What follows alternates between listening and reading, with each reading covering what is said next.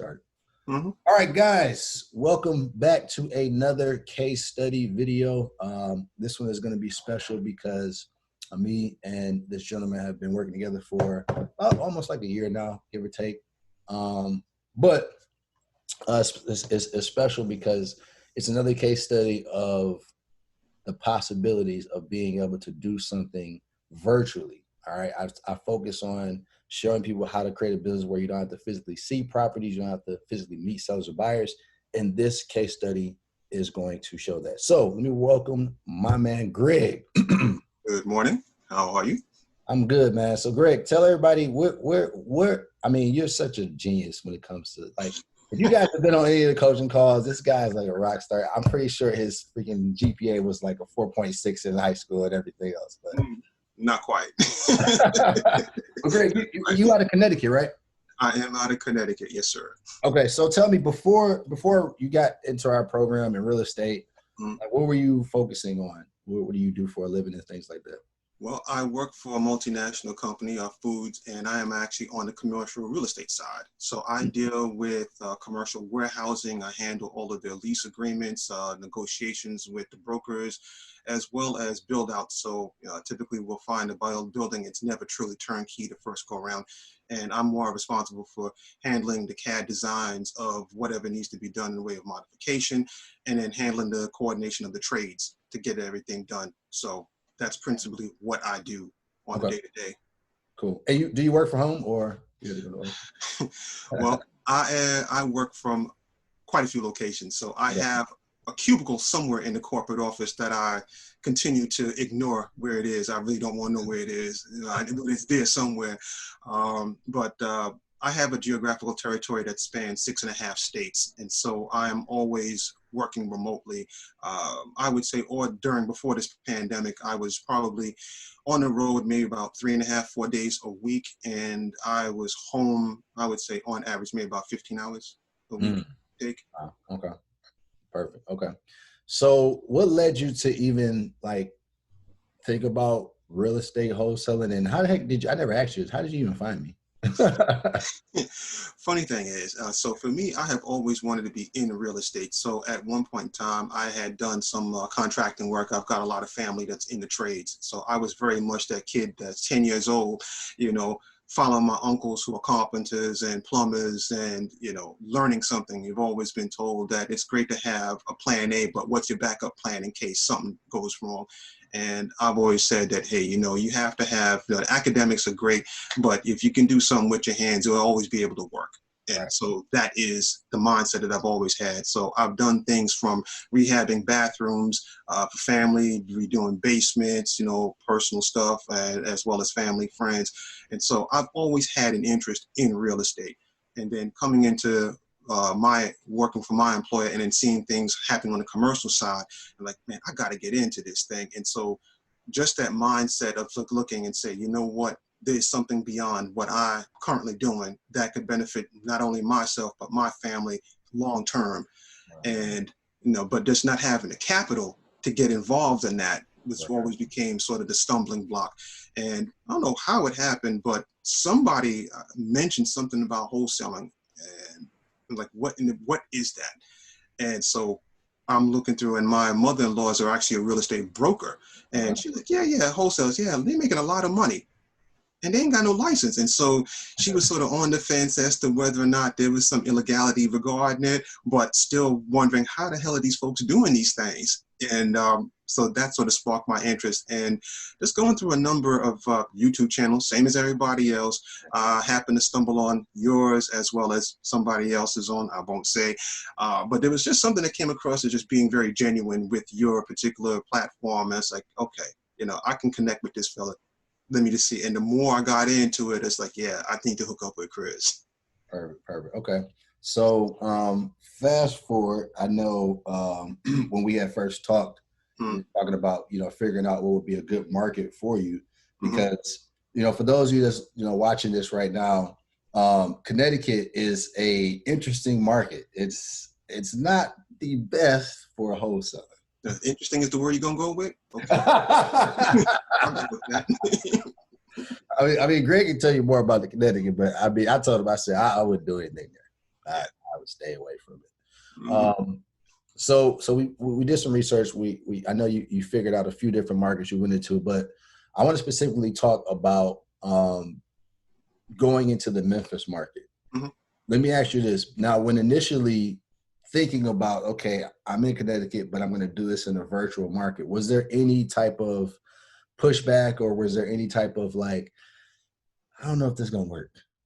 Now, because me being in the role that I'm in with my company, I have 70 locations under my purview. I can't be in Gotcha. 70 locations. And so, I remember having a discussion with my wife, and it's like, she's like, well, you going to do that out of state? Like, I had no 70 locations. How often you think I'm getting to those locations? I said, I'm putting millions of dollars in my company's pockets based on what I'm doing. And I ain't making anything beyond what my salary is going to pay me. Right. I don't see the difference. Right. I like that. I like that. I like that. Okay. Perfect. So you went to the Memphis market. And right now, how many deals have you done? I know you got a deal closing today. Yes, sir. In about Uh, another 3 hours. Another 3 hours. Okay. So how many deals are you at right now with that one closing?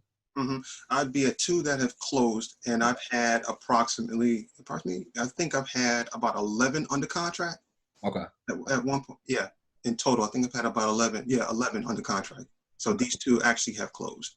Perfect. I'm glad you highlighted that too, because we talk about success, but there's always going to be, everybody has a different story. There's going to be hurdles that you have to go through. The good thing about it, which I'm glad you brought up, those 11 properties, 2 of them closed, but the other 9 of them, were you responsible for closing on them, or as far as putting up your own money, or Nope, not at all. you were able to walk away scot-free and back out of them? Scot free. Yep. Perfect. And that's what I want everybody to understand on this is that, listen, what we teach, what we show you guys is doing this risk-free. You lock up a deal under contract. Maybe stuff doesn't work out, the numbers, maybe the air is bad, or maybe you just can't find a buyer. But when you use our contracts, you can literally back out of them, walk away scot-free, move on to the next deal.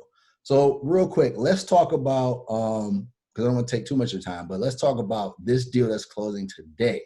hmm How did you find that deal? Text message.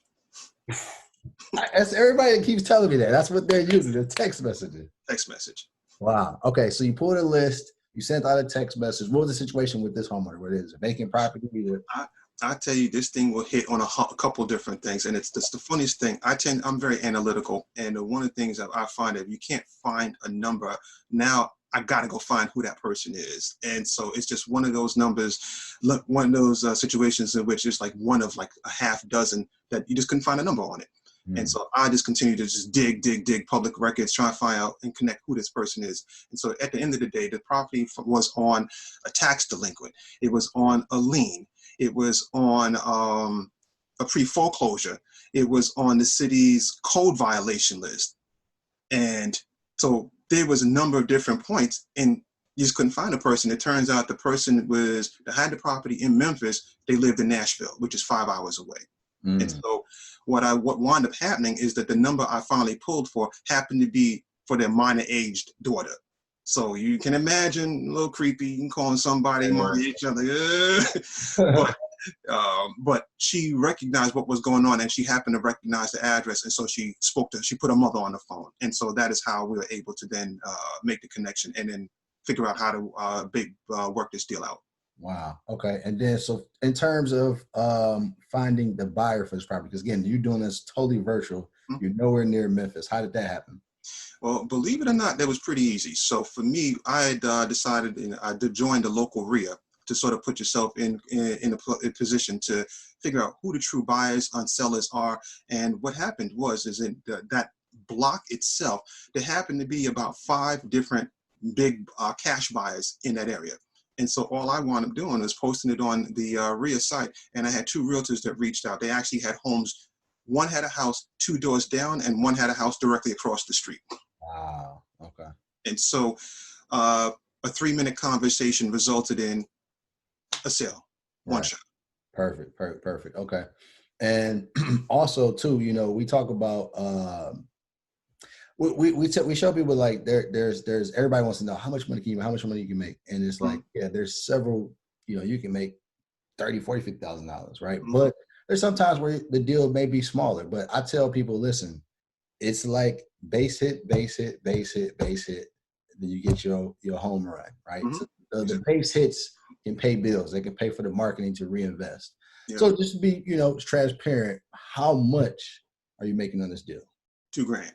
2 grand. But again, it's a base hit, Right. $2,000. I mean, I'm pretty sure. How much did you spend to generate this lead? Well, let's see. I had it on a list. I think there was about, I think it was 1,500 or 1,600 people. Okay. I put about $140 to skip trace it, a 2 cent text message, a 3 minute phone call, and I put a 2 grand in my pocket. Yeah. So I'll you take can't. that deal all day long. Exactly. Perfect. So let me ask you, for anybody, you got 2 deals on your belt so far, and you're continuously going. You're in a couple of different markets. For anybody that may be watching this video and they're on the fence of joining the program, they're kind of like, and I keep hearing these success stories, but I don't know, like, if this is for me. What advice would you give them? Well, I'll give you 2 pieces of advice. Either you take a look and see what you're doing, if the path that you're currently on, if that's what you want to do long term. If it's not, then I advise you to get with the program, or stay on the sidelines and leave the leads to me. It's all good.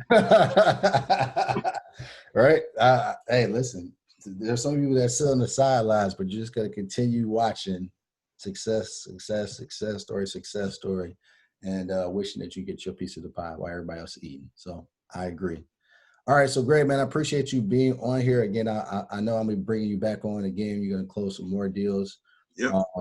Like we talked about, Memphis is a hot market. Smaller margins because of the price points, but it's about to be a wave of freak. Yeah. I can't even tell nobody, but Shh. we'll keep that on the hush. But just know there's a lot more money coming, especially over these next few months. Absolutely. So I Yeah. appreciate you being on here, man. And like I say, I'm looking forward to bringing you back on here in the next few months as well, too. Oh, same. Absolutely. I got another story to tell, but we'll wait to get a couple more under the belt.